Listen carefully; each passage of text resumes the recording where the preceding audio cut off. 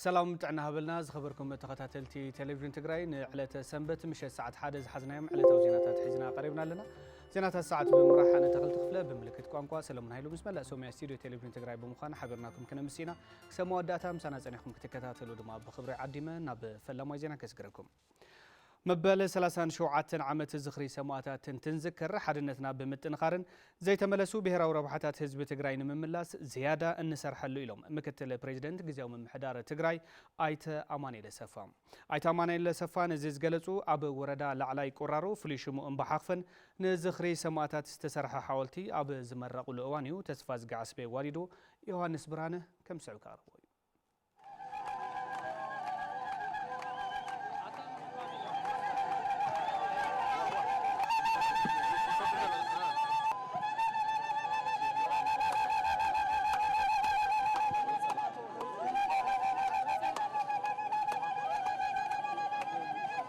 مبل 37 عمت زخري سمعتات تابع وردا لعلي قرارو طابع حخفن توكلتي جزاوي من محدار تجراي أمرها حيلتات زازتا تجراين نبرتي وردا تحتاي قرارون نبرتي كتما سخلخان أبز ترخبلو تذكرهم أما حداري وردا لعلي قرارو أيت دسالي جبرت سايم سمعتها تنذكر نستدرا سواتن حربني تاتن إن جور دقاف بمت نخري لهم أب تجراي ببجزيو كور مسواتن زخفول جانون مذكرت رحون يبونن تجراوين نتن تجراوين بدمن مسواتن ولدات عقيبو كم تصنح نقصل تولداتون نتخونه نخبري نمننت نجزأتوا حدنا تجراي أب حدا جازود كونت نتقدم كم آياتهم تريرم بجننت كقالسو ملأت زم حلالفكم موزيوم كوين خجلجل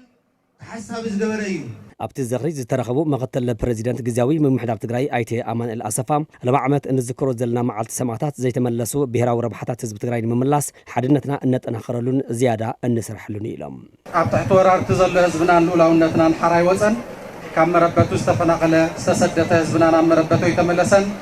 نستفز عملنا جنوسايد فتحن بعلنا حقنا يترقاقصن زعانون نستوررن محور إيكونومي تجراي كحساي رخبن حويت داق مهنصاتن ايتغبرلون بدمر ابزوان زي هلونا ندحننا تنز بتግራይ ገና መሊኡ ይተረጋገጸን ጥራሕ ዘይኮነስ ኣብ ከቢድ ስጋት ይዘሎ ስለዚ ህዝባዊ ዕላማ ኩሎም ስዋዕትና ኣብ ሸቱ ንምብጻሕ ኣብዘዋን እዚ ቃልና ንሕድሰሉ እዩ ኩሉ ሻብ ህዝብ ትግራይ ንሰላም ቅሩብ ይዝበሉ ኣይተ ኣማኒኤል መንግስት ፌደራል ንናይ ህዝብ ትግራይ ጻውዒት ሰላም ጉቡእ ምላሽ ክህብን ግዝኣታዊ ሓድነት ትግራይ ክምልስን ይግባእ ኢሎም ኣብ ከተማ ይኹን ኣብ ገጠር ኣብ ትሕቲ ወረርቲ ይኹን ኣብ መዕቆብ ጣብያታት ኮይኑ ህዝቢ ትግራይ ንሰላም ይምሕፀን ኣሎ እዚ ሰላም ናይ ሰላም ምሕፅንታ እዚ ህዝቢ ኢትዮጵያ መንግስቲ ኢትዮጵያ ማሕበረሰብ ዓለም ክሰምዖን እዝኒ ክህቦን ግቡእ ምላሽ ክህቦን ይግባእ ኣብዚ ህዝቢ ትግራይ ዝገብሮ ዘሎ ናይ ሰላም ጻውዒት ግዝያዊ ምምሕዳር ትግራይ ምስ ኩሎም ብሄራዊ ዓቕምታት ትግራይ ኮይኑ ነዚ ሕቶ እዚ ኣብ ግቡእ ክበፅሕ ሰላማውን ፖለቲካውን ቃልሲ ክገብር እዩ ምስ ኩሎም ብሄራዊ ዓቕምታትና ኮይና ማይን ፀባን ኮይና ስጋት ህዝብና ክቅንጠጥ ካብ ልብና ክንሰርሕ ኢና ሓላፊ ቢሮ ሰላምን ጸጥታን ትግራይ ሌተናል ጀነራል ፍሳሐ ኪዳኑ ሕድሪ ሰማዕታትና ንምፍጻም ቀዳማይ ምርጫና ሰላም ኢሎም ኣብዚ ዘለና ወለዶ ናይ ዝሓለፈን ሓድሽ ወለደን ትግራይ ትቋራረስ ትግራይ ክትሸራረፍ ብህይወት እናሃለና ኣይንፈቅድን ዝብል መልእኽቲ ዝሕልፍ ክብሪ ሰማዕታትና ንኽብር ዘለና እቲ ሕሉፍ ወለደ ዘረከበና ንሕና እውን ነታ መጻኢትን ቀጻሊትን ትግራይ ከም ተጋሩ ምልእቲ ትግራይ እምበር ተቋራረሰት ትግራይ ክነርክብ ንትኻሊእ ወለዶ ፈቃደኛ ሃዝ ዘይምዃንና በዚ ኣጋጣሚ እናገለጽኩ ክሻዕ ናይ መጨረሻ ደም ነጠብጣብናን ታናይ መጨረሻ ክብርቲ ህይወትናን ንግብር حدرا ناي سماعتات ناي نتندم ابو منبر ودب حوحات دكتور دبرጽዮን ገብረ ሚካኤል ግዝኣታዊ ሓድነት ትግራይ ክረጋገጽን ተመዛበልቲና በመረበቶም ክምለሱን ውድቦም ሰላማዊ ፖለቲካዊ ቃልሲ እሕይሉ ከም ዝቕጽሉ ኣብቲ መድረኽ ኣረጋጊጾም ኩሎም ስዋዕትና ህዝባዊ ዕላማ ንምዕዋት ንኽቡር ህይወቶም ከይሰስዑ ኩለ መድያ መስዋዕቲ ዝኸፈሉ ሰብ ፍሉይ ታሪክ ጀገሩና እዮም ኣብ መወዳእታ በዚ መዓልቲ የዕፅም ስዋዕትና ብኽብሪ ዝዓረፉሉን حاولت كلهم سوات ولدتات كأو قارسنا نزبا مختران نتمرق عدر سواتنا ينعبرن يلنا لا لاو بزاتنا وحسن مقارن تمزاولتنا بمسارة سمع بريتران مملاسن عادنتنا حيلنا سلامون بوليتاون قالسنا هنكسل يقبا عدر سواتنا ينعبرن ክብርን መጎስን ጀጋን ስዋዕትና ኣብቲ ዝኽሪ ንስድራ ስዋዕትን ሓርበኛታትን ዝተፈላለዩ ሽልማት ተባሂቡ ኣብ ወረዳ ስገደ ጣብያ ደደቢት ምእንቲ ሃልዋት ህዝቢ ትግራይን መሬት ትግራይን መስዋዕቲ ናይ ዝኸፈሉ ሰማዕታት ትግራይ አስከሬን ናብ መካነ መቃብር ክዓርፍ ተገይሩ ንጸብጻብ ተስፋ ዝገዓስበይ ተስፋ ይታደሰ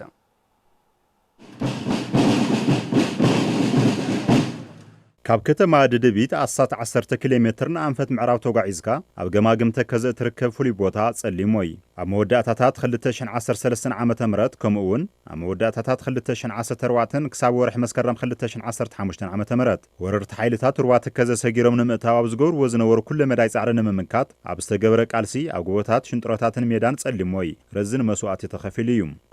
ኮሚሽን ሓርበኛታት ትግራይ ነስር መምሕር ዕላማ ሰማዕታት ንኽሳኻዕ ተጠቃምነት ስድራ ስዋዕትን ሓርበኛታትን ንምርጋጽ ይስርሓሉ ኢሎም ደንብ መሰልን ተጠቃምነትን ሓርበኛታትና ብተግባር ንምትርጓም ዝተፈላለዩ እንቅስቃሳት ኣብ ዝግበረሉ ኮይና እንትኸውን ብኻሊእ ወገን ድማ ምኽንያታት መኸዘ ህዝቢ ትግራይ ብኣግባቡ መልሲ ዘይረኽቡ ኮይና ነካይዶ ዘለና እዩ ስለዝኾነ መበል 37 ዓመት መዓልቲ ሰማዕታትና እንትንዝክር ሓራ ዘይወፀ ህዝብና ሓራ ዝወፀሉ ተመዛበልትና ድሕነቶም ተሓልዩ ናብ መረበቶም ዝምለሱሉ ግዛኣታዊ ሓድነትና ዝረጋገፀሉ ኮታስ ኣብ መሰረታዊ ብሄራዊ ረብሓታት ትግራይ ተመሳሳሊ ረኣዳ ብምሓዝ ዲፕሎማሲያውን ፖለቲካውን ቃልሲ ነካይደሉ ክኸውን ይግባእ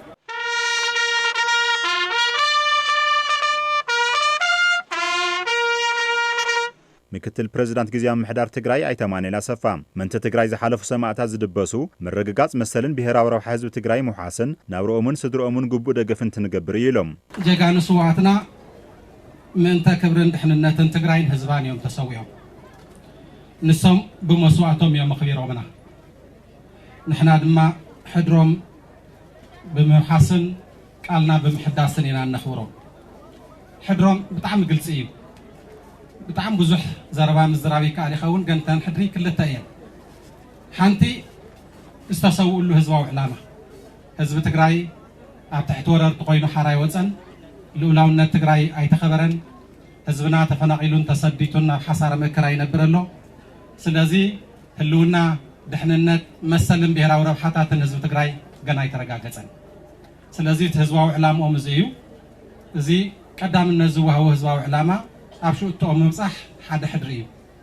ካልእ ዕላማ ንሶም ከም ሰቦም ውልቃዊ ህይወት ዝነበሮም ስለ ዝኾኑ ናብርኦምን ስድሮኦምን እዩ ስድራ ኣለዎም እዞም ስድራ ሰኣን ትምህርቲ ሰኣን ምግቢ ሰኣን ሕክምና ሰኣን ክዳን ሰኣን መፅለሊ ከይብተኑ በብዝኸኣልናዮ በብኸባቢና ንዓቶም ምክንኻን ካልእ ሕድሪ እዩ ማለት እዩ ኣቦ ወንበር ውድብ ህወሓት ዶክተር ደብረጽዮን ገብረ ሚካኤል ብወገኖም ሰማዕታት ዝወደቑሉ ዕላማ ንኽትግበር ብሄራዊ ረብሓታት ህዝቢ ትግራይ ክረጋገጽ ሰላማዊ ፖለቲካዊ ቃልሲ ተጠናኺሩ ክቕፅል ይግባእ ኢሎም ኣብዚ መዕረፊ አስከሬን ስዋዕትና ናይ ምቕማጥ ስነ ስርዓት ንኩርናዕ ሓወልቲ ነቐምጠሎም ዘለና ስዋዕት ከቢድ ውግእ ጸሊሞኝ ከባቢኡን ህላዊ ትግራይናን ህዝብናን ውሑስ ንምግባር ላዕላውነትናን ኩለ መዳዊ ረብሓታት ህዝቢ ትግራይ ንምርጋጽ ክቡር ህይወቶም ዝኸፈሉ ስዋዕትና ንምዝካርን ሕድሮም ከም ዘይንዕብርን ቃል ንኣትወላ መዓልቲ እያ ኣብ ጸሊሞይ ዝተገብረ ውግእ ኣብ ልዕሊ ህዝብና ጆኖሳይድ ከይቕጽል ወረርቲ ንምክልኻል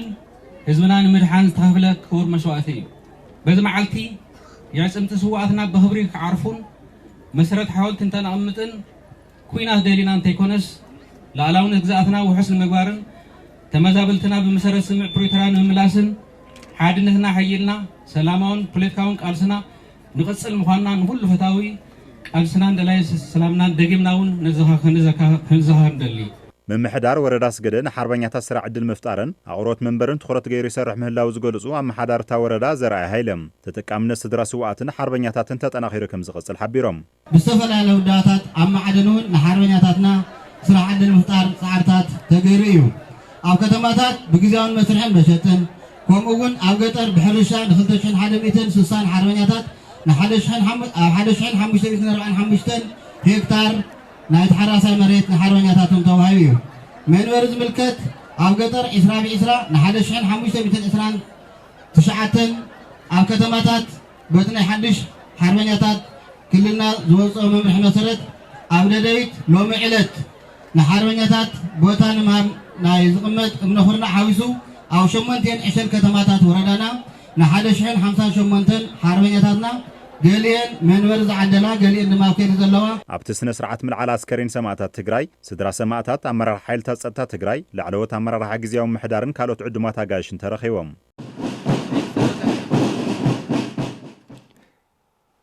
ጥንታውያን ገዳማትን ካልኦት መስሕባት ቱሪዝም ዘለዎም ፀገማት ፈቲሕኻ ንምዕቃብን ናብ ቁጠባዊ ረብሓ ንምውዓልን ከም ዝሰርሕ ቢሮ ባህልን ቱሪዝምን ትግራይ ኣፍሊጡ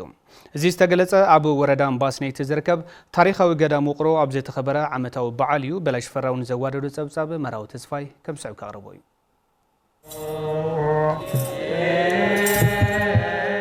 ኣብ ወረዳ ኣምባሰኔቲ ጣብያ ምስማዕ ቁሸት ውቕሮ ዝርከብ ካብ ከውሒ ተፈልፊሉ ዝተሃነፀን ብዙሓት ሓርግታት ዝወነነን ጥንታዊ ገዳም ማርያም ውቕሮ ዓመታዊ በዓሉ ኣቦታት ሃይማኖት በጻሕቲ ዓድን ኣብ ዝተረኸብሉ ብድምቀት ተኸቢሩ እዚ ታሪኻዊ ቅዱስ ገዳም ብላዕሊ ዝሕረስ ግራት ቅድም ክብል ድማ ዕዳጋ ውቕሮ እናተባህለ ዝፅዋዕ ማእኸል ዕዳጋ ኣምባሰኔቲ ዝነበረ ካብ ከውሒ ዝተፈልፈለ ጥንታዊ ገዳም ሓጋይ ምስ ክረምቲ ዘይነፅፍ ፈዋሲ ማይ ጸሎት ዘለዎ ቤተ ማፈድ መንበረ ንዋተ ቅዱሳን ምቋም ንግስተ ማርያም መቃብር ቀዳሞት ኣበው መንበረ ታቦት ቤተልሔም ብሓብሊ ዝድይብ በዓል ደብሪ ክልተ ቤተክርስትያን ብዘገርም ጥበብ ቀዳሞት ወለዲ አብርሃ ወአጽብሃ ዝተሃነጸ እጹብ ድንቅ ገዳም እዩ ክብሉ ቆመስ አባ ገብረ ጻድቅ ይገልጹ እዚ ሰብ ሃኒጽዎ ክባህላ ይኸደ እግዚአብሔር ዳምበር አፍትም ቅዱሳን አብርሃ ወአጽብሃ አባቶም ሓዲሩ ሰሪሖም ወትኸክል ገዳም ማርያም ውቕሮ ኣብ ውሽጢ ቤተ መቕደስ ዓመት ሙሉእ ዘየቋርጽ እሞ ድማ መሊኡ ንደገ ክፈስስ ዘይኽእል ማይ ቅዳሴ ዝሓዘ ጥንታዊ ገዳም እዩ ዝበሉ ሊቀ ጳጳስ ዞባ ምዕራብ ትግራይ ብፁዕ አቡነ ናትናኤል እዚ ታሪኻዊ ገዳም ብአብርሃ ወአጽብሃ ከም ዝተሰርሐ ገድላት ከም ዝሕብሩ ይገልጹ ገድለ አብርሃ ወአጽብሃ ገድለ አቡነ ዳንኤል ዘቆርቆር እዚኦም ዞም ክልተ ገድላት እኳ ብደንብ እንተንቢብና አብርሃ ወአጽብሃ ካብ ከውሒ ፈልፊሎም ካብ ዝሰርሕዎም አብያተ ክርስቲያናት እቲ ናይ መጨረሻ ኣብ ናይ መጨረሻ ዘመኖም ዝሰርሕዎ ቤተ ክርስቲያን እዚ ገዳም ማርያም ውቕሮ እዩ እቲ ገዳም ካብ ኩሉ ፍልይ ዘብሎም እብነ አድማስ ዝበሃል ኣብ ትግራይ ዝርከቡ ገዳማት ዝተሃነጸሉ መሳርሒ ኣብ ባዕሉ ምህላው እዩ አቡነ ናትናኤል ዘረዱ እዚ ህንፃ ቤተ ክርስቲያን ዝተሃነጸሉ ማተርያል እብነ አድማስ ዝበሃል ኣብኡ ተንጠልጢሉ ኣሎ ውጭ እብነ አድማስ ማለት ንዝጸሊም እምንስ ኣቕርብ እንተቢልካሉ ከም ሽምዓ ዘቕልጥ እዩ ጥንታውያን መስሕባት ቱሪዝም ዝወነነ ጥንታዊ ገዳም እዩ ዝበሉ ምእመናን እቲ ከባቢ እዚ ጥንታዊ ገዳም ክዕቀብን ናብ ረብሓ ክልወጥን ድማ ክስርሐሉ ይግባእ ይብሉ ብቅርጹን ብቁመቱን ጥራሕ እንተይኮነስ ቤተ መቅደሱ ካብ ባዕሉ መንበረ ተዋቱ ካብ ባዕሉ መጋረጁ ከይተረፈት ካብ ባዕላ ተፈልፊለያ እንደገና በዓል ደብሪ ቤተ ክርስቲያን እዩ ናብ ወረዳ መሓለፍ ዝግበን ሃለ ዘይምስናድ እንዮ ክንስንደልና ከም ታሪኽ ክንዕቆለና ተታዓድዩ ተታፍጥዩ ብዝለዓለ መንፈስ ክፋለጥን ክርአን ዝግብኦ እዩ ካብ ዝተፈላለዩ ከባቢታት ኢትዮጵያ ተጓዒዞም ኣብቲ ገዳም ዝተረኸቡ ሃወፅቲ ብወገኖም ኣብቲ ገዳም ብርክት ዝበሉ ጥንታውያን ሓድግታት ከም ዝተዓዘቡን ካልኦት እውን ነቲ ገዳም በምህዋጽ ታሪኽ ዓዶም ክፈልጡን ክስንዱን ከም ዘለዎም ይዛረቡ ባየሁበት ጊዜ በጣም ተገርም ያለው ናብዚ ገዳም ንፈለማ እዋንየ መጼ መስረኽዎ ድማ ኣዝየ ተገሪመ ጥሩ ነገር ነው ያዩት ለመንፈስ የሚያስደስት ነገር ዝገርም ታሪኽ ርኤ ካብ ከውሒ ከምዚ ዓይነት ህንፃ መንፈስኻ ዝሕድስ እዩ ከምዚ ዝበለ ታሪኻዊ ቦታ ብውልቀ ይኹን ብማሕበር እናመፀና ክንጉኒ ድማ ይላቦ ኣብ ወረዳ ኣምባሰኔቲ 7 ታሪኻዊ ገዳማት ከም ዘለዉ ዝገለጹ ዋና ኣመሓዳሪ ወረዳ ኣምባሰኔቲ ኣይተ አብርሃ ወልዳይ እዘን ገዳማት ናብ ረብሓ ንምልዋጥ ኣጋጢሞን ዘሎ ፀገም ማይ መብራህትን መንገድን ኣብ ምፍታሕ ኣብ ውሽጢ ዓድን ወፃእን ዝርከብ ኩሉ ክረባረብ ፀዊዖም ምስ ዘለዎ ታሪኻዊ ትሕዝቶን ታሪኽነቱን ዘቕፀረ ዘመንን እንትወዳደር ብዙሕ ድጋፍ ዘይተገበረሉ ብመሰረተ ልምዓት እውን ዘይተደገፈ ገዳም ስለ ዝኾነ እዚኦም ንምፍታሕ ክልል ቢሮ ባህልን ቱሪዝምን ዝምልከተኩም ተወለድቲ ሰብ ሃፍትን ህዝብን መምሕዳርን ወረዳና ተሓባቢርና ክንፈትሖም በዘጋጣሚ ኣብዚ ዕለት ጻውዒተይ ከቕርብ ይደሊ ምክትል ሓላፊ ቢሮ ባህልን ቱሪዝምን ትግራይ ኣይተ ሃይላይ በየነም ቀዳሞት ወለድና ካብ ቆርበት ብራና ካብ ከውሒ ድማ ውቕሮ ኣብያተ ክርስቲያናት ሃኒጾም ታሪኽ ሰሪሖም ሓሊፎም እዮም ሓደ ካብዚኦም ድማ ጥንታዊ ገዳም ማርያም ውቕሮ እዚ እዩ ገዳም ንኽዕቀብን ናብ ቁጠባዊ ረብሓ ክውዕልን ከም ዝስራሕ ድማ ገሊጾም ከም ቢሮ ባህልን ቱሪዝምን ትግራይ ዓቕሚ ብዝፈቐደልና ድማ ኣብ ኩሉ ጫፍ ትግራይ ዘለው ተዳህሲሶም ዘይፈልጡ ግን ድማ ክፋለጡ ዝግብኦም መካነ ሓድግታት ቴክኒካዊ ድጋፋት ብምግባር ምስ መምሕዳራትን ተወለድትን ከምኡ ድማ ምስ ኣብያተ እምነት እናተናበብና ኣብ ምስራሕ ኣለና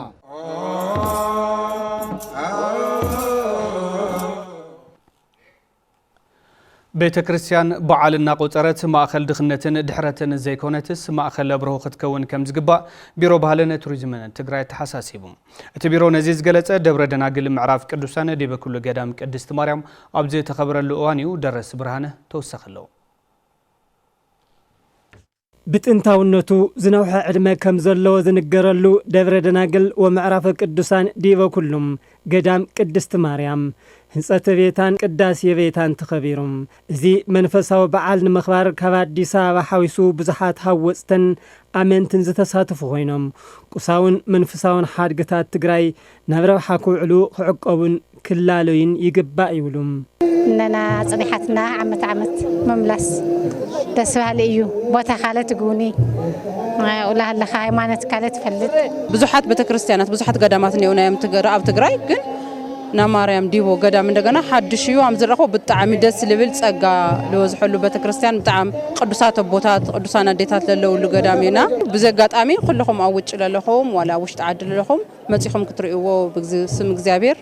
ይላወበኩም ኣብ ትግራይ ዘሎ ቅርስታት ገዳማት የለይ ብእምኒ ይኹን ብኻሊ ይኹን ጽረት ተሰርሐ በወለዲ በተፈጥሮ ለተሰርሐ ገዳማት የለይ ሞ ዝሰላም እዚ ክግበር እዚ ክጉና እዚ खाली ኢንቨስት ክመጽት ኮይን ግን ዝሰላም ስክዕረየልና ኣሎ ዞም ቦታሪካታትና ዓናኝኡ ዞም ካብ በዓልና ተነጽሎም ለትግራይ ጸላእት ልኾን ዋለው የማን ተመሊሶም በየማና እዝኖም መልአኸ እዚ ሃየር ይተሓወሰሞ የማን ተመሊሶም ሰላም ተዓሪቆም ለዓዶም ካብ ቦታሪካ ወጽዮም ካብ ንሕንሕ ወጽዮም ካብ አንሽ መቴ ከዓቤለ ካብ ወንበሬ ከዓቤለ ወጽዮም ተዘለ ተፈናቀል መሊሶም ለሓሙሽተ ዓመት ተፈናቀለ ገዛ ከይንዳ ተቀሚጡ ክንደይ አርክተት خندي عقورات خندي سوارات خندي دتات خندي بطات والعور ستي وسئلهم كم يتداري أم تعمد نيولا أتوم لملص يقولهم تنداينه بس حفتي يللنا أزوم قدامات يوم نعم فساو حفت خنا نا سجاو حفت خنا مالتي نا كلنا أيدينا الكتسرحنا له بتاع معاوي حفتي يللنا إلى كما أنا الحسب ቆመስ አባ ገብረ ኪዳን ገብረ ጀወርግስ ሙንኩስና ማእከል ተመክሮ ኮይኑ ሕብረተሰብ ዝጠቅም ተግባር ከም ዝኾነ ሓቢሮም ንባዕሉ ረድዩ ንኻልእ እውን ዝረድእ ንባዕሉ ተማህሩ ንኻልእ እውን ዘምህር ንባዕሉ ናይ ጽድቂ ኣብነት ኮይኑ ንኻልእ እውን ናይ ጽድቂ መራሒ ዝኸውን ሞኖክሴ ማለት እምበይ እዱ ኣሪሙ ስእሊ ሒዙ ብየከተማ ኣብ ስለ ማርያም ለለ ዝውዕል ሞኖክሲ ኣይኮነ ንሱ ኣይኮነ እቲ ሞኖክሲ ምክትል ሓላፊት ቢሮ ባህልን ቱሪዝምን ትግራይ ወይዘሮ ዘነው ሓልፎም ኣድባራት ወገዳማት ትግራይ ማእከል ስራሕን ለውጥ መነባብሮን ሕብረተሰብን ክኾና ዕየገዛ መንግስትን መዳርክቲ ኣካላትን ከም ዝኾነ ኣገንዚበን በዓልና ቆፀረት ናይ ድኽነት ማእከል ለይኮነትስ ናይ ስራሕ ማእከል ድኽነት ተጥፍእ ስራሕ ተምህር ብልዕ በሃፈ ገጽኸ ከም ተባሃለ ሰሪሓ ንባዕላ መርአያ ኮይናስ ንኻልኦት እውን ናይ ስራሕ ትምህርቲ ተርኢ ምዃና ዝገዳም እዚ ሓደ ዓብይ ምስክር እዩ ሞ እዚ ሃፍቲ እዚ ናብ ቱሪዝም ልምዓት ካብዚ ምን ማዕጥራሕ ለይኮነስ ካሊእ ማሕበረሰብ መጺኡ እዞም ምህርትታት እውን ዓዲጉ ከባቢና እውን ጎብንዩ ማሕበረሰብና ተጠቃሚ ዝኾነሉ መንገዲ ሃመይ ጌርና ኢና ንሰርሕ ልብል እዩ ናይ ቀጻሊ ገዛዕ እዮና ልኾን ብደቂቀ እስጢፋኖስ ከምዚ ተመስረተ ዝንገረሉም ኣብ ወረዳ ኣጽቢ ጣብያ ቃል ኣሚን ፍሉይ ስሙ ሓይለ ቡሐለ ዝርከብ ገዳም ዲበ ኩሉም ደብረ ደናግል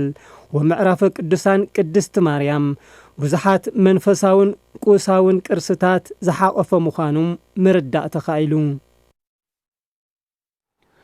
بخوينات كل مداوي ماسيت زبصحن دق انستيو نمحواين اغري نمتكالن بالعلي 51 مليون بر 14 ورداتات تግራይ ዝተግበረ ፕሮጀክት ናብ ተግባር ከም ዝኣተወ ቢሮ ጉዳይ ደቅ አንስትዮ ትግራይ ፍሊጣ ሸዊት ሙላለም ከም ስዑቅ ታርቦ ቢሮ ጉዳይ ደቅ አንስትዮ ትግራይ ኣብ ዞባ ደቡብ ትግራይ ንዝተግበር ፕሮጀክት ሲአር ኣመልኪታ ዘተሳሊጣም ኩሉ መዳይ ሕወት ንምርግጋጽ ኣብ ልዕል ደቅ አንስትዮ ዝፍጸሙ ጥቃዓታት ንምትራፍን ውዳብታት ደቅ አንስትዮ ንምጥንኻርን ከም ስራሕ ሓላፊት ቢሮ ጉዳይ ደቅ አንስትዮ ትግራይ ወይዘሮ ኪሮስ ሓጎስ ይገልጻ ናይ ቢሮ ጉዳይ ደቅ አንስትዮ ዓቕሚ ናይ ደቅ አንስትዮ ውዳብታት ሲቪክ ማሕበራት ኮና ኽእላን ሓፋሽ ማሕበራት ኮና ኽእላን ካልኦት ናይ ደቅ አንስትዮ ውዳብታት ኮና ይኽእላየን እዚ እንት ካላው ዓቕምና ኢልና ኢና ንሓስብ ማለት نزنت كلاو عقمي بمخار يكون حبيرنا مساعتن بمسرح يكون عقمنا نتناخرلون أبلع لدك أنستيز فتصامو تقعتات أبدك أنستيز الله دخنت ኣብ ደቂ ኣንስትዮ ዘሎ ናይ ስነ ልቦና ሽግራት ኣብ ምፍታሕ ኩሉ ዓቕሚ ናይ ደቂ ኣንስትዮ ውዳበታቱን ክነተሓብር ኣለና ብዝብል ኢና ስራሕ ጀሚርና ብሰንኪ ኩናት ኩለ መዳያዊ ማሰይቲ ዝበፅሐን ደቂ ኣንስትዮ ንምሕዋይን ዓቕሚ ንምዕባይን ብልዕሊ 51 ሚልዮን ብር ኣብ 14 ወረዳታት ትግራይ ዝትግበር ሲአር ፕሮጀክት ናብ ተግባር ከም ዝኣተወ ኣብ ቢሮ ጉዳይ ደቂ ኣንስትዮ ትግራይ መተሓበሪ እቲ ፕሮጀክት ተኽላይ ገብረ ኢየሱስ ይገልጽ። ናይ ሲአር ኮምፖነንት ክልተ ዋና ዕላማ ብምኽንያት ጦርነት ዝተጎድኡ ክፈላት ሕብረተሰብ ብፍላይ ድማ ፆታዊ ጥቃዓት ዝበፅሐን ደቂ ኣንስትዮን ህፃናትን ኩለ መዳይ ግልጋሎት ግብረ መልሲ ዝረኽባሉ ትካላት ምስ ፍሕፋሕ ናይ ዓቕሚ ዕብይ ስልጠናታት መሃብ ናይ ተሓሳስባ ለውጢ ኣብቲ ሕብረተሰብ ግንዛቤ መሃብ ማእኸል ገይሩ ዝሰርሕ ኮምፖነንት ማለት እዩ። ከም ትግራይ ኣብ 14 ወረዳታትን 151 ጣብያታትን ዝሰርሕ እዩ። በዚ ፕሮጀክት ፆታዊ መጥቃዕቲ ዝበፅሐን ደቂ ኣንስትዮ ተጠቃሚ ከም ዝገብር ይሕብር። ለምዘበን ኣብ ናይ ዓቕሚ ዕብይ ስራሕቲ ኢና ናሰርሐን ሓጊና ንቐጻሊ ግን በቲ ስታንዳርድ መሰረት ያው እግርና ይምትካል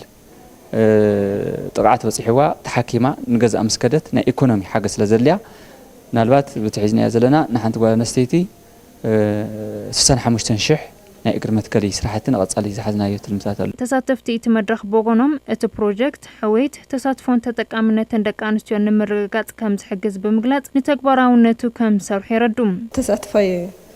ተጠቃምነት ደቂ ኣንስትዮ ኣብ ምርግጋጽ ያው ሃም ሲአር ፕሮጀክት ጽቡቕ ስራሕ ይሰርሕሉ ጽቡቕ ጅማረታት እንወ እዩ ብፍላይ ኣብ ትሕቲ ዕድመ ምርዓ ሕዚ ኣብ ልማይ ደቂ ኣንስትዮ ከይጉዳላ ተባሃለ ያው ብዙሕ ስራሕቲ ላሰርሐ እዩ ድግነይ ኣብ ገዛ ኣብ ምውላድ ዘሎ ፀገማት ኣለውና እዮም ህፃውንቲ እውን ተመሳሳላይ ብኡ ኣብ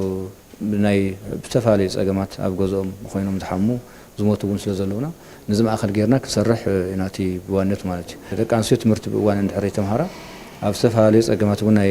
ትሕቲ ዕድመ ምርዓ እውን ድሕር ኮይኑ ናይ ደቂ ኣንስትዮ ተሳትፎ ኣብ ኩሉ መዳያዊ ስራሕቲ ክዓወታ ይኽእል እዩ ማለት እዩ እዚ ከም ወረዳ ዓብይ ፀገም ዝገምግምናዮ እውን ናይ ከምኡ ዓይነት ናይ ትሕቲ ዕድመ ምርዓ ስለ ዘሎ እዚ እውን ብዛዕባ ክንሰርሐሉ ኢና። ኣብ ዝሓለፉ 9 ኣዋርሕ ን6,480 ደቂ ኣንስትዮ ልዕሊ 196 ሚልዮን ብር ከም ዝተወሃበ ካብ ቢሮ ጉዳይ ደቂ ኣንስትዮ ዝተረኸበ ሓበሬታ የመላኽት። ዜናታት ቴሌቪዥን ትግራይ ኹም መከታተሊ ተርከቡ ዝኸበርኩም ተመልከትና ካብዚ ብምቕጻል ጸብጻባት ስፖርት ዝዕለቴና ናባኹም ክነብጽሕ ጸብጻባት ስፖርት ውሽጢ ዓድን ወጻን ብሓበን ካሕሳይ ክቐርብ ሕዙን ጻኒሕትኩም ምሳና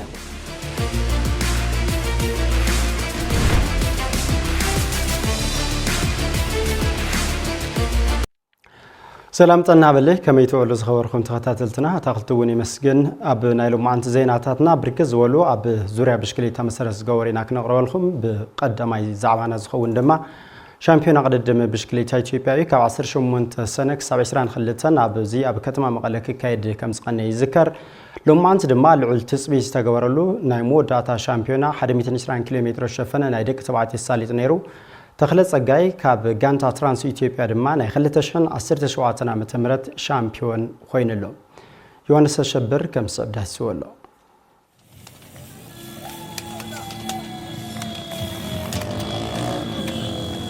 60 ኪሎ ሜትር ርሕቀት ዘይሽፍን ጁኒየር ደቂ ኣንስትዮን 120 ኪሎ ሜትር ርሕቀት ዘይሽፍን ኤሊት ማለት ኣግባዝ ደቂ ተባዕትዮ ኣብ ሻምፒዮን ብሽክሌታ ኢትዮጵያ ንመዛዘሚ ውድድር ተሰርዓሎም መለክዒታት UCI ዝወደበ እቲ ቅድድም ናይ 60 ኪሎ ሜትር ብ7 ዙራት ዝውድእ ውድድር ብጁኒየር ደቂ ኣንስትዮ ፈሊሞም ካብ ተፈላለያ ጋንታት ብሽክሌታ ነዋዲደን 16 ተቀዳደምቲ ኣብ ቅድሚ ደያኑን ኮሚሽነራትን ተበጊሰን ካብ ሰሜናዊ በረ ሓወልቲ ሰማዕታት ተላዒለን ኣብርሃ ካስትል ደብረዳ መሓሊፈን ክሳብ ክልተ ዙራት ዝነበረን ፍልሊ እምብዛዝ ምረራ ይነበረን ካብ ሳልሳይ ዙርያት ሒዛ ጽገ ካሕሳይ 6 ኣባላት ጸፍጺፋት ጠንን ዝነበረት ጉጅለ ክትነግፋ ተራእየት ሓደ ብሓደ ናጽሬት ዝቐጸለት ጽገ መቀዳድምታ ኣበይ ኣትያ ኣሰራ ክረኽባ ተጸጊመን ዝሓዚሓተን ብሓያሎ ናህር መለቆት ከርክባ ጻዕሪ ኣብ ዘውሓዳ ዳሕርወት ጉጅለ ተቀዳዳሚት ጋንታ መስፍን ኢንዱስትሪያል ኢንጂነሪንግ ጽገ ካሕሳይ ኣብ መዛዘሚ ደወል ሓድሽ ሓይሊ ኣጉዳን ዳሕርወት ጉጅለ ካልኣይ ከም ገበል ተጠምጢማ ብሰዓት 34.81 ኪሎ ሜትር ንሂራ እቲ ውድድር ናብ ብሕታ ጠቕሊላቶም ጽገ ሻምፒዮን ጁኒየር ደቂ ኣንስትዮ ዓመት 2017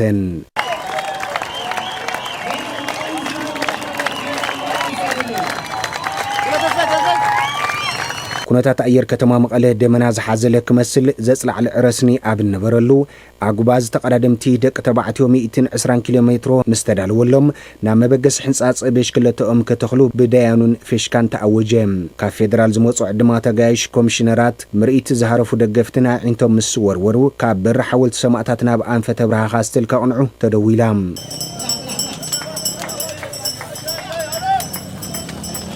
ኣብ ዘገዳሲ በዓል ጸጋ መድረኽ ምስ ቀጻሊ ዕድላት ገሚቶም ስለ ዝጀመሩ ሓይሊ ቦኦም ክጥቀሙ ምዃኖም ርዱእ ነይሩ ካብ ብርሃ ካስትል ተመኽልዮም ቢዝነስ ኮሌጅ ዘይሮም እንዳ ገብርኤል ካብ ደደቢት ናብ ሓወልቲ ከንቃዕርሩ ምስ ጀመሩ ዘይርሑቕ ፍልልያት መጸ ኣሳ 35 ተቀዳደምቲ 15 ዙራት ኣብ ቅድሚት ኣቐሚጦም ገብረ መድህን ገብረ እግዚአብሔር ተመስገን መብራህቱ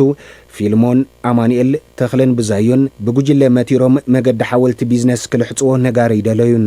ድሒሮም ናብ 25 ዝጸሩ ተቀዳደምቲ ወሰናወሰን ዓሲሎም ዝዕዘቡ ደገፍቲ ሽምብሽክለተኛታት እናጸውዑ ከተባብዕዎም ንያት ደመሩሎም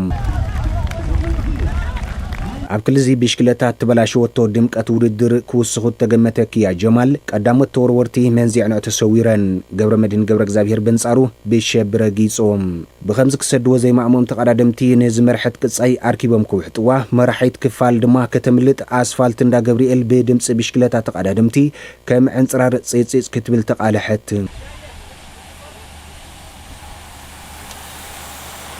ተወዳደርቲ ካብ ናብና ተዛነቁ መፈጸምታ ደወል ምስተሰምዐ ብሰዓት 39.88 ኪሎ ሜትሮ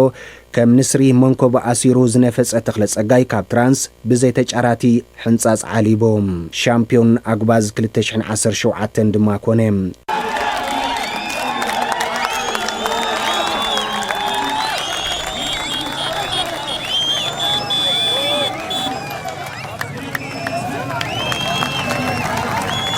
بزايا تسفو كاب مسبو قبر مدين قبر اكزابير كاب ترانس تختيلو مآتيوم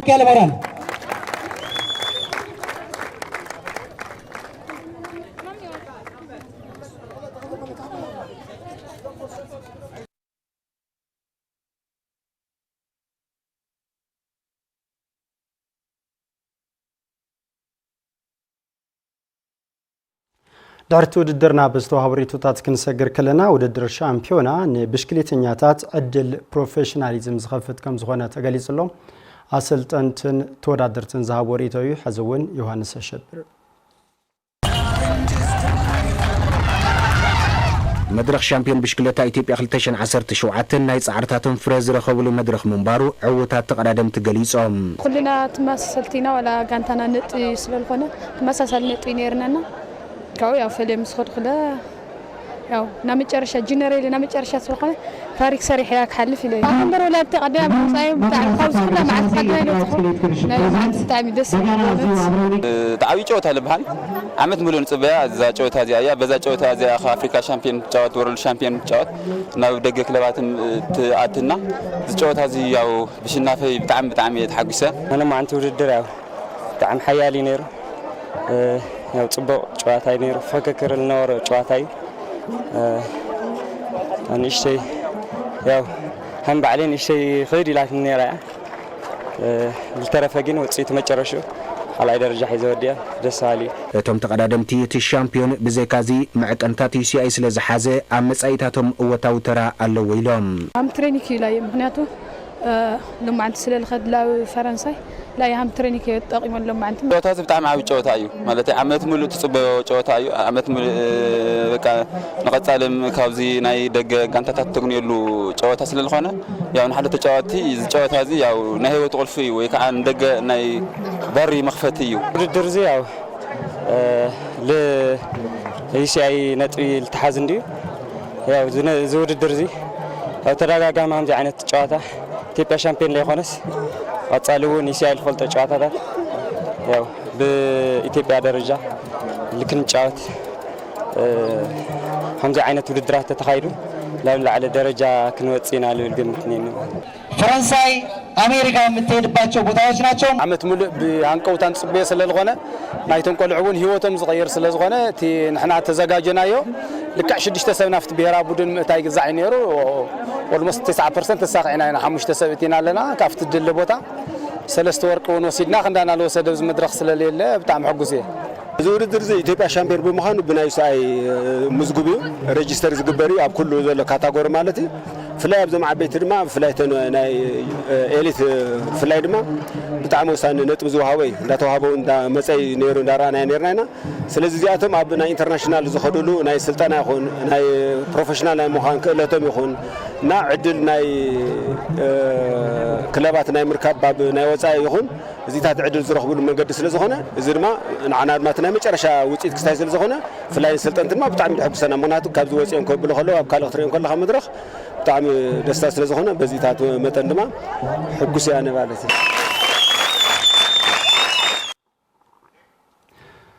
ካብ ዝርሰ ጉዳይ ከይወፃና ብሉፅ ልምዲ ዝረኸብናሉን ተሞክሮ እውን ዘኻባትናሉ መድረኽ ነይሩ ክብሉ ተሳተፍቲ ክልላት ኢትዮጵያ ተዛሪቦም ኣለዉ ስጋብ ዘፈሩ ከም ሰብ ቀረበ እዩ በአሰናዳ አንተ ትግራይ ኣብ ከተማ መቀለ ካብ ሰነ 18 ክሳብ 22 2017 ዓመተ ምህረት ዝተኻየደ ሻምፒዮና ብሽክሌታ ኢትዮጵያ ኣብ ትግራይ ምክያዱ ጽቡቕ ዕድልን ተሞክሮን ከም ዝረኸብሉ ብሽክሌተኛታት ጋንታ ሸገር ሲቲን ኢትዮ ኤሌክትሪክን ኃይለ አወልን በኃይሉ ፍሬውን ይዛረቡ ብዙ ተሞክሮቹን የምናገኝበት ከክለቦች ክለብ ደግሞ ምንድነው እኛ ጋር የጎደለው እዚህ ደግሞ ምንድነው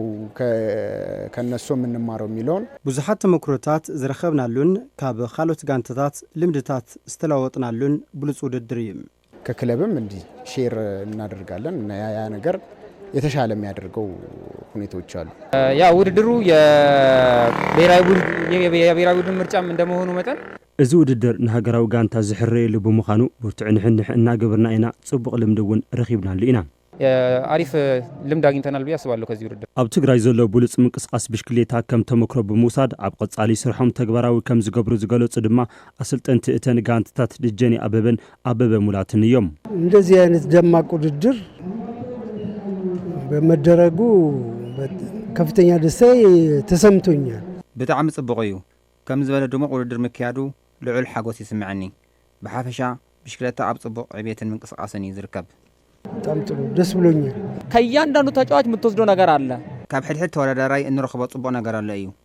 ዝጠቕመና ክንወስድ ኢና ከምኡውን ሃገር ወኪሎም ፕሮፌሽናል ተቃደምቲ ብምህላዎም ብዙሕ ተመክሮ ክንወስድ ኢና ደስ ብሎኛል እኔ ካልጠበቅኩት በላይ አግኝቻለሁ ማለት ፈልጋለሁ እቲ ሻምፒዮና በደረጃ አህጉርን ዓለምን ዝሳተፉ ተወዳደርቲ ዝሕረይሉ ምዃኑ ዝገለጹ ፕሬዝዳንት ፌዴሬሽን ብሽክሌታ ኢትዮጵያ ወንድሙ ኃይለ በመንጽር እዚ ዕውት ውድድር ምንባሩ ይዛረቡ በትግራይ ክልል ያሉ የብስክሌት ስፖርት ከሌሎች አካባቢዎች ወጣ ያለና የተለየ ነው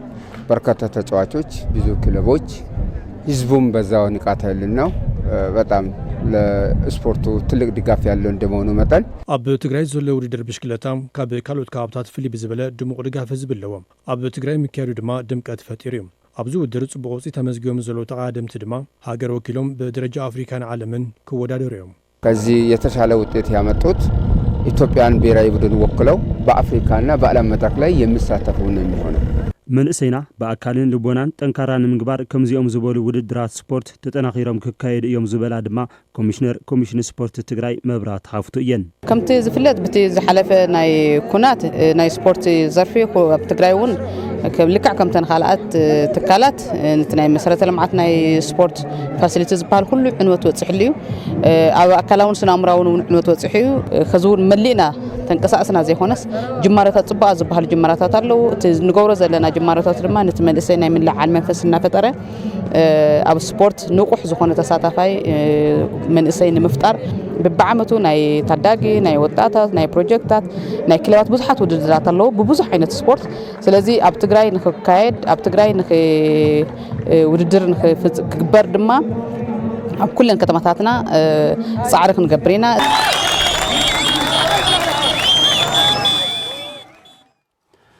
ሻምፒዮና ብሽክሌታ ኢትዮጵያ ኣብ ትግራይ ምክያዱ ብሽክሌታ ትግራይ ብዝበለጸ ክለዓል ሓጋዝ ከም ዝኾነ ደገፍቲ ብሽክሌታ ትግራይ ገሊጾም ኣለዉ ሪቶም ከም ሰብ ቀርብ እዩ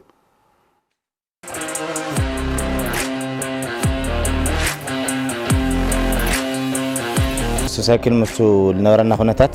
ቅድሚ ከዚ ምስ ነበረና ጀኖሳይድ ወራር ያው ጠፊ ነይሩ ብስክሌት ያው ከዛው ዝምክያዱ እቶም ለለው ተጫወቲ ጽቡቕ ዕድል ብጣዕሚ ልሕሻ ኣድቫንቴጅ እዩ እዚ ፌዴሬሽን ደሞ ወፂኡ ዝምራዩ እዞም ለለው ተጫወቲ ለኩሉ ነገር ብጣዕሚ ጽቡቕ እዩ ብዙሕ እቲ ናይ ኢትዮጵያ ብስክሌት ኣብዚ ምክያዱ ንባዕሉ ኪኖት ውድድር ናይ ፋይናንስ ናይ ኢኮኖሚ ምንቅስቃሳት እውን ተራእዩሉ እዩ ብዙሓት ተጋሩ ናይ ዕድል ስራሓት ፈጢሩ እዩ እና ፅቡቕ ነታ ከተማ እውን ፅቡቕ ገጽታ ፈጢሩላ እዩ ይኣምን እንትነይ እና ከምዚ ኢሉ ተዝቕፅል ናይ ስፖርት ምልዓዓል ሓደ ግብኣት እውን ስለ ዝኸውን እቲ ናይ ኢኮኖሚካሊ ምንቕቓሕ ፅቡቕ ዓፃልነት ተዝህልዎ ኢለ ተስፋ ዝገብር ዓብይ ኣድቫንቴጅ ብጣዕሚ ሕዚ እዚ ብለካ ከለኹ ቅድሚ ህዚ መጣርያ ክንገብር ክንኽእል ኮልና ናብ ካልእ ዓዲ ብዓበየ ክለብ ግን በዝሒ ክለባት ኣብዚአን ዘለዋ እና ዓብይ ነገር እዩ ኣብዚ ብምክያዱ ተሓጓስና መግለፂ የብሉ ቀፃሊ ክስተኻኸል ግባኦ ሃም ክልል ሙሉእ ብስክሌት ማውንቴን ፎረስት እኒኦ ማውንቴን እዩ ክላዓል ኣለዎ ማውንቴን ብቢ እና ብተፈላለዩ ዘርፍታት ድሕር ተመሓይሹ እዩ ከምዚ ኢልና ክንሪኦ ንኽእል ኢና ድሕር ሶም የለው እዞም ኣብዚ ዝወዳደርሉላ ኣይነግንዮም እዩ ዝቐፃሊ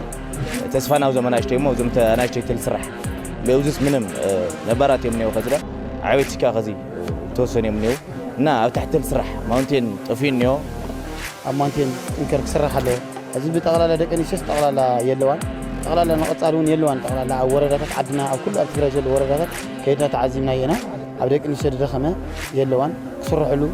ግበር ኣለዎ ማውንቴን ክህልዎ ማውንቴን ተተካ ተደለስ ኣነ ትማል ንጎ ማውንቴን ነረ ብይ ነረ እየ ኮይነ መፅአ ማለት እዩ ከምኡ ኢሉ ከዓቢ ተኮይኑ ሳይክል እውን ክስርሕሉ ብጣዕሚ ብዓይኒ ውድድር ተርኢና ዝካየድ ዘሎ ውድድር ፅቡቕ እዩ ብዓብዪ ግን ናብዚ ንክንበፅሕ ግን ኣብ ታሕቲ ብዙሕ ነገራት ዝጎድሉ ስራሕቲ ስለ ዘለውና ብዙሕ ዘይተሰርሑ ስራሕቲ ኣለዉ ኢለ ይኣምን እሶም ኣብ ውሽጥና ዘሎ ድኽመታት ፈቲሽና ንቐፃሊ ከመይ ጌርና ኢና ክንሰርሕ ዘለና ከመይ ጌርና ኢና ከነዕቢ ዘለና ብፍላይ ኣብ ታሕቲ ዘለዉ ትኩረት ኣብ ማውንቴን ክኸውን ይኽእል ብዙሓት ፀገማት ኣለዉ እዚኦም ቀፃሊ ዓመታዊ ፕሮግራሙን ከመይ ጌርና ዝሓሸ ነገራት ኣፈፃፀም ንክህልዎ ሓጋጊዝና ኩላትና መዳርክቲ ኣካላት ንበሃል ነገራት ከመይ ጌርና ክንሰርሕ ንኽእል ይህን ሚህን ብምባሃልና ብምርድዳእ ስለ ዝኾነ ናይ ኩላትና ተሳትፎ እዩ ናብ ዝሓሸ ነገራት ከምፅኦ ዝኽእል ብዓብዪ ድማ ከምዚ ሎም መዓንቲ ትሪኦ ዘለኻ ፍልይ ብዝበለ መልክዑ ደጋፊ እዩ እቲ ደጋፊ ዳተመለሰ ዝመፅእ ዘሎ ኮይኑ ይስምዐኒ ኣሎ እና ነዚ ደጋፊ እዚ በዚ ኣጋጣሚ ዘለኒ ክብሪ ክገልፅ ደሊ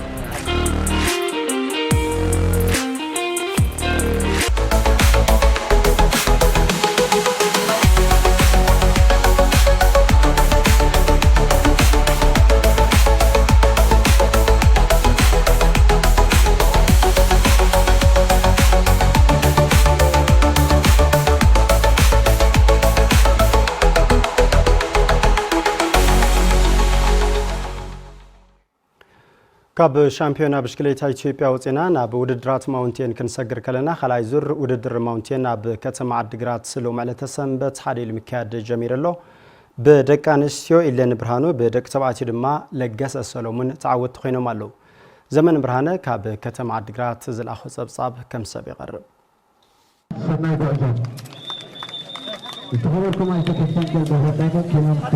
ሻምፒዮና ብሽክሌታ ባንክ ወጋገን ትግራይ ኣብ ከተማ ዓዲግራት ብማውንቴን ብክልቲኡ ፆታ ተኻይዱ ቅድም ክብል ኣብ ከተማ ኣክሱም ተኻይዱ ዝነበረ ኮይኑ ሕጂ ድማ ንኻልኣይ ግዜ ኣብ ከተማ ዓዲግራት ዝሳለጥ ዘሎ ኮይኑ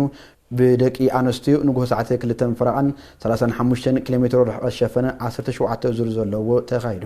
ኣብቲ ውድድር 16 ተቐዳደምቲ ካብ ከተማ ኣክሱም ጋንታታት ሆቴል ካናል ቤት ፅሟቅ ዓወትን ውልቀ ተወዳደርትን ተሳተፍቲ ኮይኖም ኣብ ፈላሞት 2 ዙር ተቐዳደምቲ ብሓንሳብ እንትጓዓዛ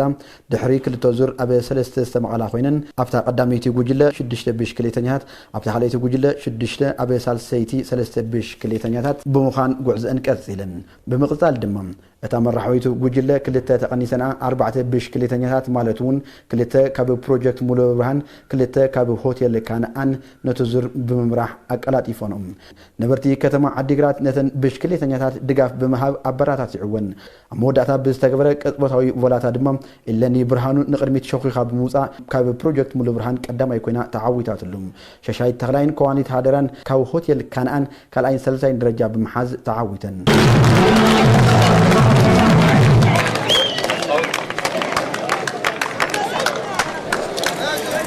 ተቀዳደምቲ ነቲ ዝተመደበለን ርሕቀት ብሰዓት 28.3 ኪሎ ሜትር ተጓዒዘን سعود ما بدك تبعتيو 7 كيلومتر رحقة الشفنن 34 زورن زحقفن وردر تخايدم ابزو وردر 59 بشكليتنيات كابغانتات رايت ماي مباتاو هوسبيتال سفادل اغرغلت ماي كتما عديغرات هوتيل كانان بروجكت مولبرهان كتما اخصوم بروجكت نورن بولكن تساتفتو خينم تقدادمتي 4 زرات بزي افلالاي استغعزو خينم بدحري دما بتتان جنبرم أما بل 19 زور أفكرتي بشكلتا كتما عديغرات جنزب بموصا نتعدادمتي دك تبعتيو شلمات أبركي تملم نفولاتا تدالو زبل كاكل مستدولم أفت عداميتو جوجل زنور تقدادمتي لقسا سلمون فنصيحون قرميت بموصا كابقلقلت ماي كتما عديغرات قدامي درجة انتحز عبيل بلاين آدناي فيلمونين كابرايت ماي كتما عديغرات كالاين سلسين درجة بمحاز وردرم كمبيتهم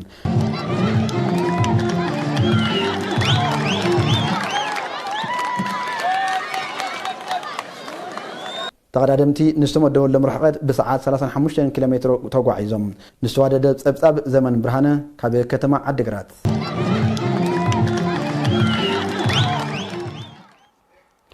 دحرت ودرنا بستوابريتو كنسجر كلنا برتو نحن حكم زنبرن زبلص عقمم كفتشو حجاز كم زخونه نون توم بشكليتنياتاتن اسلطنتن غليصوم አለው حزون زمن برهانه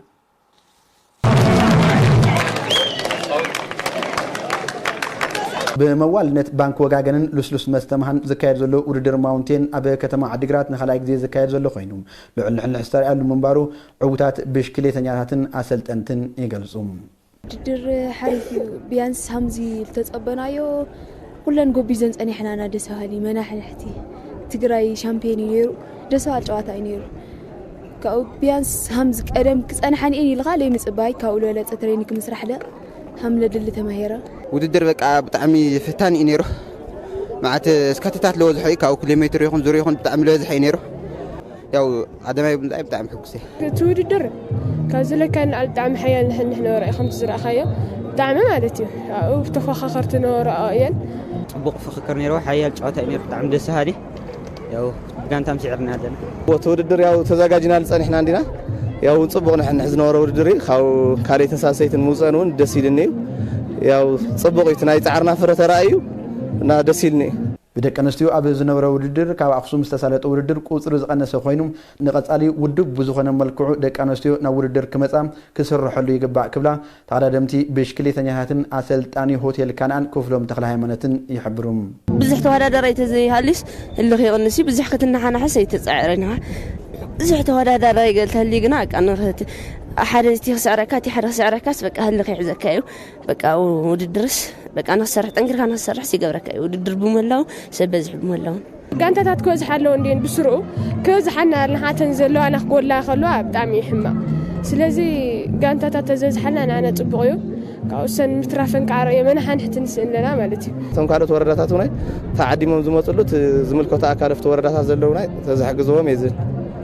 أب فلما يمدرخ زرخوا وصيت عقبهم كم زغصلو تقدمتن أسلطنتن يزاربوم وزو شامبيون جنا خزير مكرلس سجاته قارينانيا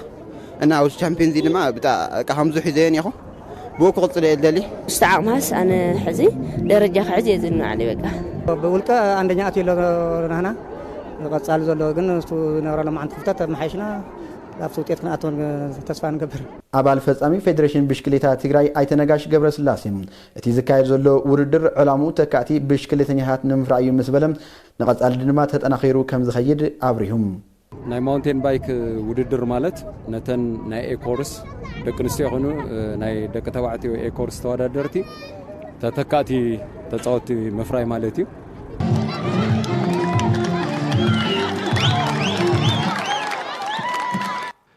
خبرات تملكتنا زينة سبورت تلفزيون تقرأ مكتال صنيحهم نسألنا مكتالهم مسكينة فبزل لهم برها جزء خبركم تملكتنا تبتوات سبورت زعلت نزغربلنا مسارحتنا حابن كحساي بمسجان على توزيناتنا وزي كنزازم مريضكم سلتكتاتلونا كبرت هابلنا ببزل لهم سنة جزء